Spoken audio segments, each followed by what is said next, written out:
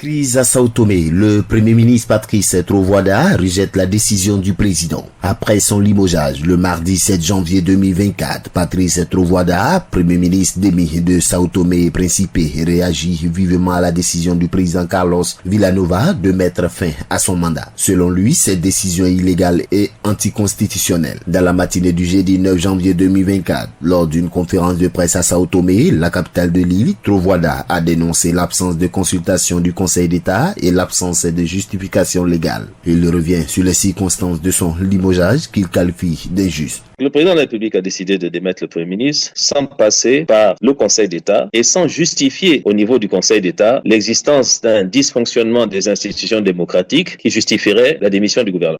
C'est pour ça que nous avons considéré cette décision parfaitement illégale, anticonstitutionnelle, et on a demandé donc au juge constitutionnel, au tribunal, de se prononcer. J'espère qu'ils se prononceront dans les prochains jours, les prochaines heures, vu l'urgence de la situation. S'agissant des motifs évoqués par le président Carlos Villanova, notamment trop de voyages, les difficultés économiques et structurelles du pays, l'ex-premier ministre rappelle que son gouvernement disposait d'une majorité absolue au Parlement et fait des précisions. On écoute Patrice Trovoada. C'est une narrative rhétorique de l'opposition. C'est pas son rôle. C'est pas son rôle de venir avec ces arguments-là. Au moins, il que présente les faits. Alors que je voyage. Écoutez, madame, ça c'est un peu archaïque. Moi, quand j'ai pris les affaires, le pays avait 25,6% d'inflation. Nous sommes à peu près à 11% ou un peu moins de 11%. Bon, je suis un des rares pays africains où nous payons 14 salaires par an aux fonctionnaires.